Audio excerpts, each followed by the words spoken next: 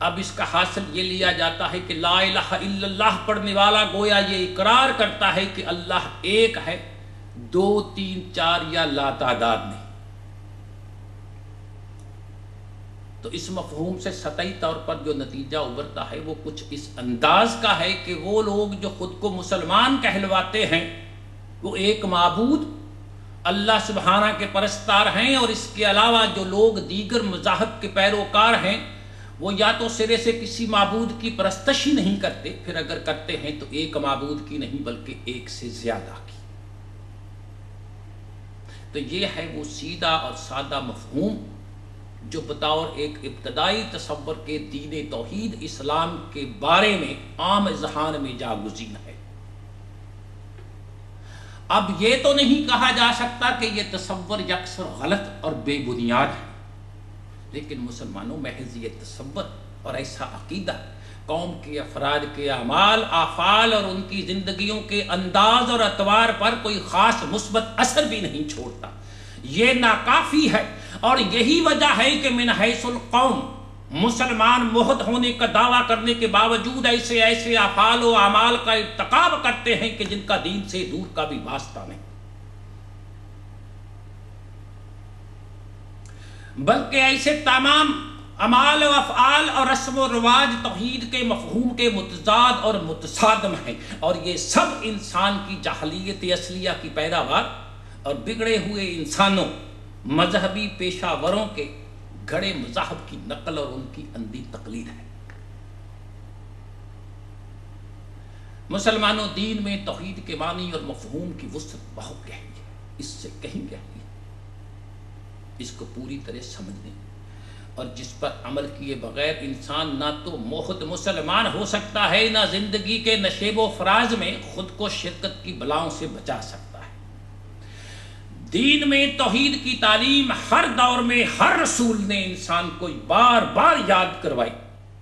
لیکن ہر بار ہر رسول کی تعلیم و تبلیغ کے بعد ظلم و مجہول انسان ہمیشہ توحید کو سنویت، سسلیت، وثنیت میں بدلتا رہا۔ کبھی 2 خدا کا ماننا، خیر کا اور شر کا، یزدان اور ہرمن، کبھی 3 خدا کا ماننا، باپ، بیٹا اور روح القدس، صنم آشنائی، بزرگ پرستی، بت پرستی، جبکہ خود کو فریب یہی دیتا رہا کہ میں اللہ واحد کو مانتا ہوں اور موحد ہوں۔ شرار ابو لہبی، جہلیت اور چراغ مصطفی، نور ہدایت کے مابین جو مسئلہ ازل سے مابع التنازع رہا ہے وہ یہی توحید کا مسئلہ ہے، اور مسلسل یاد دہانی کے باوجود جو سبق ابن آدم بار بار بلا دیتا ہے یہی توحید کا سبق ہے۔ توحید کے معنی ہے ایک کرنا، متحد کرنا، ملانا، یکجا کرنا۔ اس لفظ کا مادہ وحدت ہے۔ احد اور وحد ایک ہی لفظ کی مختلف صورتیں ہیں۔ توحید کے اصطلاحی معنی بھی اس کے لفظی معنوں کی توسیع و توثیق کرتے ہیں۔ ایک کرنا دل و دماغ کو، جسم اور روح کو، دنیا و آخرت کو، باطن اور ظاہر کو، قلب اور نظر کو، قول و فعل کو، دل اور زبان کو، عقیدہ اور عمل کو ایک اور ہم آہنگ کرنا، افراد کو متحد منظم کر کے معاشرہ تشکیل دینا، قوم و ملت کو متحد کرنا، دین و دنیا کو ہم رنگ اور ہم آہنگ کرنا، سب اسی کے معنی اور مفہوم میں شامل ہے۔ لا الہ الا اللہ عربی زبان میں اللہ کے معنی ہے وہ ذات جو مستحق عبادت ہو، ایسی ہستی جو اپنی شان و شوکت، جلال اور برتری کے لحاظ سے اس قابل ہو کہ اس کی پرستش کی جائے، عبادت، اظہار بندگی کے لیے اس کے آگے سر جھکا دیا جائے۔ اللہ کے مفہوم میں یہ بھی شامل ہے کہ وہ بے انتہا قوت اور قدرت کا مالک ہو، اس کا اختیار اور اقتدار ایسا ہو جس کی وسعت و عظمت کا اندازہ لگانے سے عقل انسانی عاجز اور درماندہ رہ جائے۔ اللہ کے مفہوم میں یہ بات بھی داخل ہے کہ وہ خود کسی کا محتاج نہ ہو، باقی سب اپنی زندگی کے معاملات میں اسی کے محتاج، اس سے مدد مانگنے کے لیے مجبور ہوں۔ اللہ کے لفظ میں پوشیدہ حیرت کا مفہوم بھی پایا جاتا ہے۔ تو اللہ اس کو کہیں گے جس کی قوت پر اسرار اور ناقابل فہم ہو اور عقل انسانی ان کے معاملہ میں حیران رہ جائے۔ لفظ اللہ خدائے وحدہ لا شریک کا اسم ذات ہے۔ تو لا الہ الا اللہ کا لفظی ترجمہ یہ ہوگا کہ کوئی الہ نہیں، کوئی اعلیٰ نہیں اس ذات کے سوا کہ جس کا نام اللہ ہے، اور پوری کائنات میں اللہ کے سوا کوئی ایسی ہستی بھی نہیں کہ عبادت، اظہار بندگی اور اطاعت کے لیے اس کے آگے جھک جایا جائے۔ صرف وہی ایک ذات ہے جو تمام جہانوں کی خالق اور مالک اور حاکم ہے۔ پوری کائنات اور کائنات کی کل موجودات اس کی محتاج اور اس سے مدد مانگنے پر مجبور ہیں۔ وہ حواس سے پوشیدہ اس کی ہستی کو سمجھنے میں عقل دھنگ ہے۔ دین و دنیا میں سب سے اوپر لا الہ الا اللہ کا درجہ ہے۔ یہ وہ علم ہے جو خود اللہ سبحانہ نے ہر زمانہ میں اپنے انبیاء کے ذریعے انسانوں کے پاس بھیجا۔ یہ خالص انبیاء کا دیا علم ہے جس میں جہالت کا شبہ تک نہیں۔ یہ شرک و کفر کی جتنی بھی مذہبی صورتیں دنیا میں آج موجود ہیں، ان میں انسان اسی وقت مبتلا ہوتا ہے جب وہ پیغمبروں کی لائی ہوئی دینی تعلیم سے منہ موڑتا ہے اور اپنی عقل اور حواس کے پیچھے لگ کر خود ساختہ مفروضوں کا اتباع کرتا ہے۔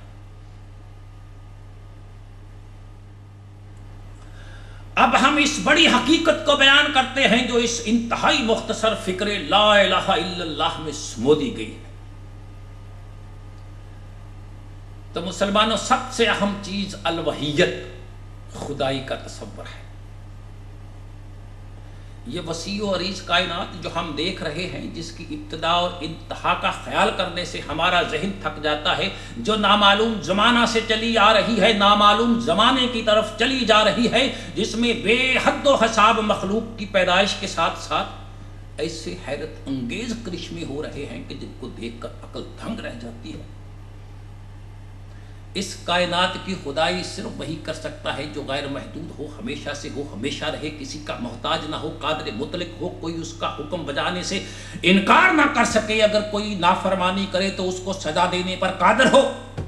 بے حد و حساب قوتوں کا مالک ہو، کائنات کی تمام خلق کو اس سے زندگی اور رزق کا سامان بہم پہنچے، ہر قسم کے نقائص، کمزوریوں، خامیوں کے عیب سے پاک ہو،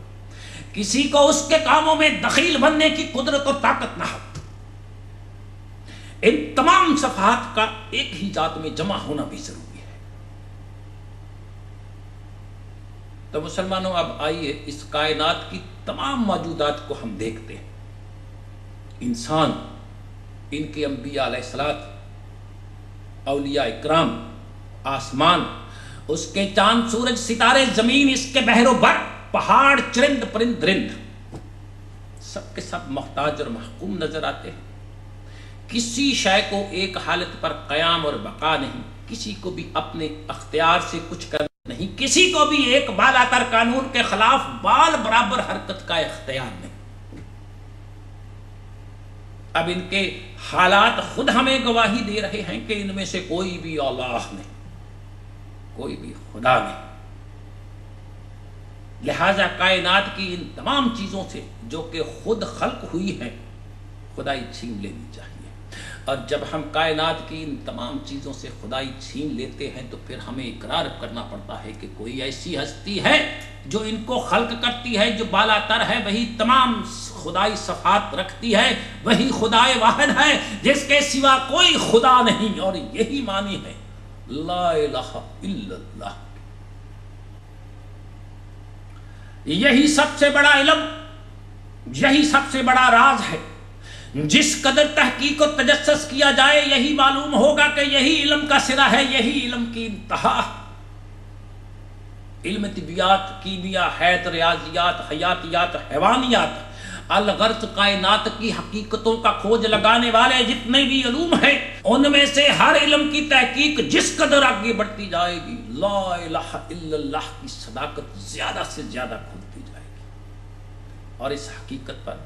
جو اس چھوٹے سے فکرے میں بیان کی گئی ہے، انسان کا یقین بڑھتا جائے گا۔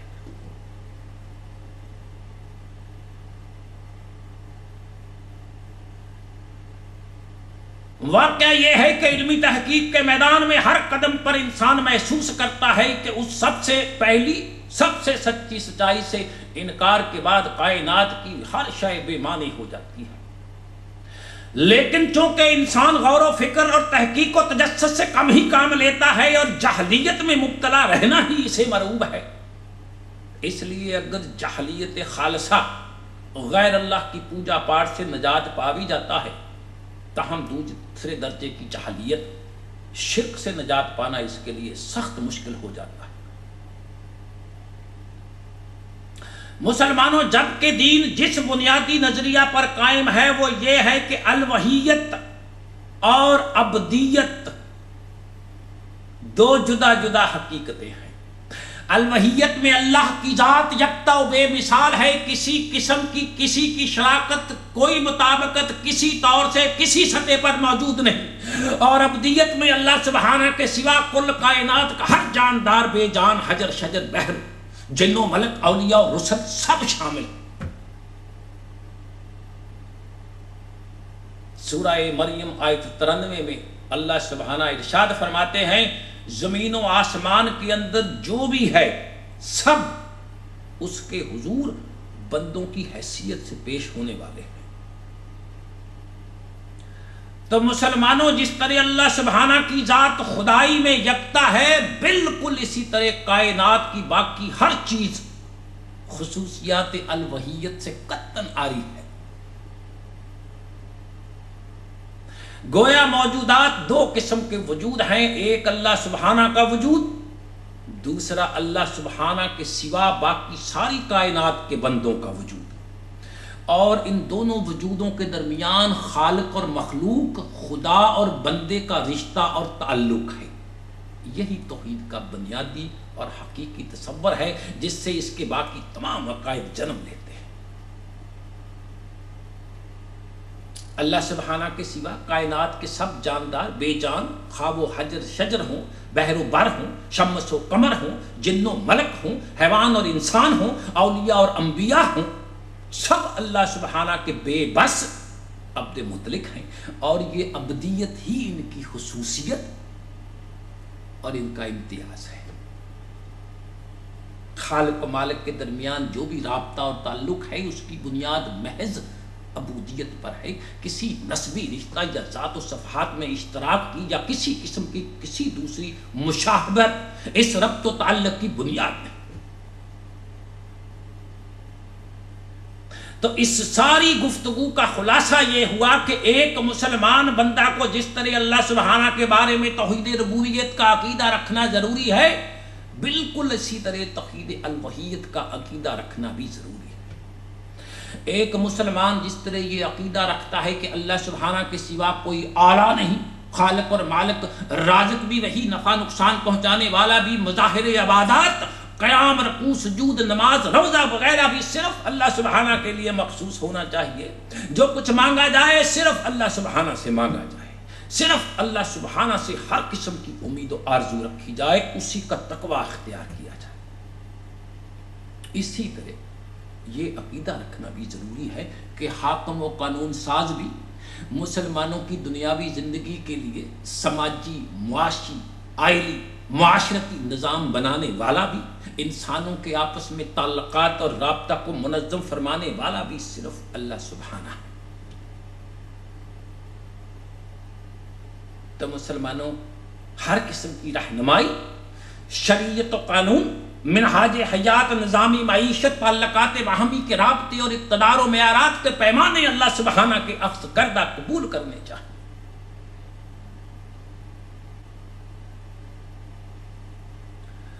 تو گویا شریعت و رہنمائی میں، منہاج حیات اور نظامی معیشت میں اللہ سبحانہ کی طرف متوجہ ہونا بالکل ایسا ہے جس طرح مظاہر عبادات، طلب و رضا، خوف و تقوی میں اللہ واحد کی طرف رجوع کرنا،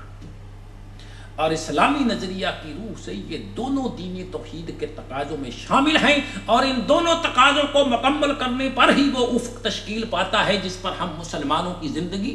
اور دل میں پائے جانے والی توحید کی حقیقت محیط ہے۔